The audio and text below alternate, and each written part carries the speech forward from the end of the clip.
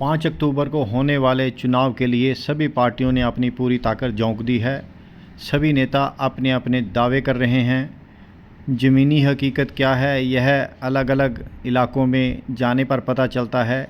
लोगों के दुख दर्द सुनने पर पता चलता है और समस्याओं का भी तभी पता चलता है। फ़िलहाल हम बात कर रहे हैं राजनीतिक समीकरणों की।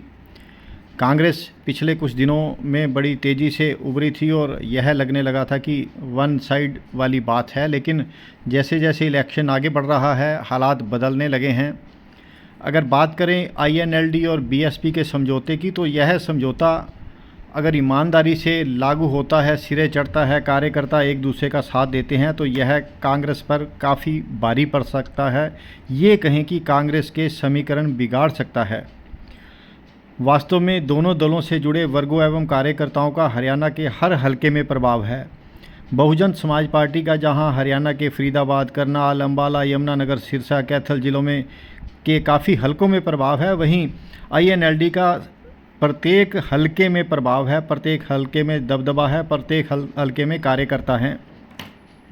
अगर दोनों दलों के कार्यकर्ता एक दूसरे का साथ देते हैं, एक दूसरे के लिए मतदान करवाते हैं, तो यह निश्चित रूप से कांग्रेस पर भारी पड़ सकता है। इसी को लेके कांग्रेस चिंतित भी है और इसी को लेकर कोशिश हो रही है कि जो दलित समाज है उनको मनाने की, उनको अपने साथ ले जाने की, लेकिन दलित समाज धीरे धीरे शायद कांग्रेस से दूर होता जा रहा है। कारण और भी हैं। कारण एक ये भी है कि कांग्रेस में जो ग्रुपबाजी है और कांग्रेस में जो अशोभनीय टिप्पणी हुई है हाल ही में कुमारी शैलजा के खिलाफ, उससे भी दलित समाज काफ़ी नाराज़ है, काफ़ी गुस्से में है। उसी को लेकर काफ़ी कोशिशें हो रही हैं इस गुट को मनाने की, लेकिन यह गुट अभी माना नहीं है और इसी के चलते हालात जो हैं ख़राब हो सकते हैं, नुकसान हो सकता है और इसी को लेके कांग्रेसी चिंतित हैं।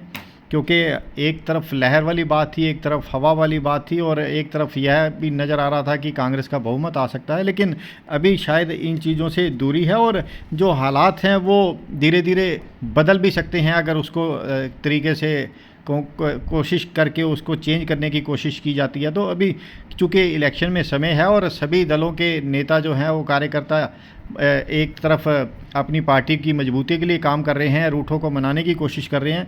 वहीं अगर बात करें बीजेपी की, तो बीजेपी की भी हालत बहुत अच्छी नहीं है, क्योंकि बीजेपी के भी काफ़ी नेता नाराज़ हुए थे और नाराज़ होने के बाद वो अपने ही प्रत्याशियों के विरोध में मैदान में आ डटे थे। हालांकि कई इलाकों में उन्हें समझाने की कोशिश की गई, कुछ कार्यकर्ता मान भी गए, लेकिन अभी भी स्थिति पूरी तरह स्पष्ट नहीं है कि कौन किसका साथ देगा। वहीं हम बात कर रहे थे बीएसपी की, और बीएसपी के जो राष्ट्रीय कोऑर्डिनेटर हैं वो हरियाणा के दौरे पर हैं। हरियाणा में लगातार सभाएं कर रहे हैं और उनकी सभाओं में जो हाजिरी है वो निश्चित रूप से कांग्रेस को नुकसान करने वाली साबित हो सकती है, क्योंकि ये जो वोटर है, ये जो मतदाता है, ये कहीं ना कहीं कांग्रेस से भी जुड़ा रहा है और उसके बाद बीएसपी से भी जुड़ा रहा है। आज यह इस इलेक्शन में किससे जुड़ता है यह तो भविष्य के गर्भ में है और 5 तारीख को मतदान होगा और 8 को रिजल्ट आएगा, उसके बाद पता लगेगा। लेकिन जिस तरीके से धुआंधार प्रचार किया जा रहा है और कांग्रेस के खिलाफ बयानबाजी हो रही है बीएसपी के नेताओं द्वारा और स्पेशली जो दौरे पर आए हुए हैं हरियाणा में उनके द्वारा, क्योंकि वोट बैंक बहुत बड़ा है इस वर्ग का और यह जो वोट बैंक है वो कांग्रेस कहीं ना कहीं बुनाती चली आ रही थी पिछले कई वर्षों में। इस बार उस पर बीजेपी ने भी कोशिश की है इससे वोटरों को बुनाने की और काफ़ी संख्या में ऐसे मतदाता भी हैं जो खुलकर प्रचार प्रसार में लगे हैं कि यह वर्ग इसके साथ है, यह वर्ग उसके साथ है, लेकिन हकीकत क्या है यह चुनाव के बाद पता चलेगा। हम बात कर रहे थे बीएसपी की। बीएसपी के जो आकाश आनंद हैं उन्होंने काफ़ी प्रचार प्रसार में भूमिका निभाई है और लगातार अपने जो आईएनएलडी के और बीएसपी के कार्यकर्ता हैं उनके समर्थन में लगातार सभाएं कर रहे हैं। यमुनानगर के जगाधरी से जहां आईएनएलडी और बीएसपी के दर्शन लाल खेड़ा हैं उनके समर्थन में जनसभा का आयोजन किया गया। काफ़ी भीड़ थी और काफ़ी लोग सुनने को आए थे। इसी तरह इस कार्यक्रम में यमुनानगर से आईएनएलडी और बीएसपी के जो संयुक्त प्रत्याशी हैं उन्होंने भी आकर यहाँ इस कार्यक्रम में भागीदारी की है और बीएसपी से समर्थन की अपील की है। दोनों दलों के नेता एक दूसरे के लिए कोशिश कर रहे हैं और अगर यह दोनों ईमानदारी से काम करते हैं तो निश्चित रूप से यह जो इनका दोनों का गठजोड़ है काफ़ी समीकरण बिगाड़ सकता है कांग्रेस के। इसी को लेकर कांग्रेस के जो नेता हैं वो चिंतित हैं और परेशान हैं कि इस वर्ग को कैसे अपने साथ रखा जाए।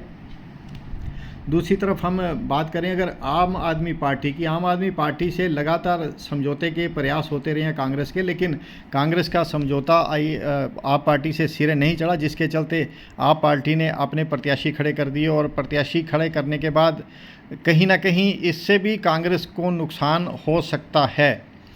इससे नुकसान इसलिए भी हो सकता है क्योंकि दोनों दलों ने जो पिछले चुनाव में लोकसभा की चुनाव की बात कर रहे हैं तो उस समय दोनों दलों ने इकट्ठा चुनाव लड़ा था। और अब जो बात हो रही है इस इलेक्शन में, क्योंकि गठबंधन के प्रयास किए गए थे, गठबंधन की चर्चाएं भी बहुत आगे तक निकल चुकी थी, लेकिन उसके बाद एकदम से प्रत्याशी एक दूसरे ने अपने अपने घोषित करने शुरू कर दिए, जिसके चलते समझौता सिरे नहीं चढ़ा। और इस समय दोनों दल अलग अलग चुनाव लड़ रहे हैं, क्योंकि आम आदमी पार्टी के भी हर हलके में इस समय कार्यकर्ता बन चुके हैं, मतदाता बन चुके हैं, जो इन चुनावों में जो समीकरण है उसको बिगाड़ सकते हैं, चुनावी समीकरण चेंज हो सकते हैं। इसी को लेकर सभी दल चिंतित हैं। अगर बात करें INLD BSP जो गठबंधन है, ईमानदारी से अपना काम करता है, ईमानदारी से दोनों दल बात करते हैं एक दूसरे के पक्ष में, तो यह चुनाव को प्रभावित कर सकते हैं। और जिस तरीके से दावे भी किए जा रहे हैं INLD द्वारा भी और BSP द्वारा भी और कांग्रेस द्वारा भी, वो दावों को भी कहीं ना कहीं नुकसान हो सकता है। सुनते हैं और देखते हैं, इन तस्वीरों को अंदाज़ा लगाते हैं किस तरह से समीकरण बिगड़ सकते हैं, बन सकते हैं।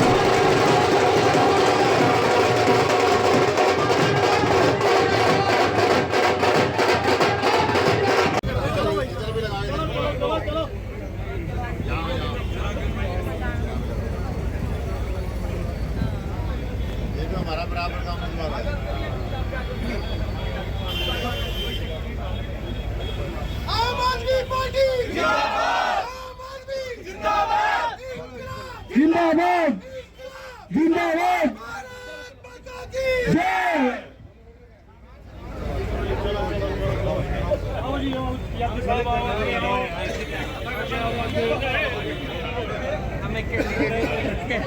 राम से राम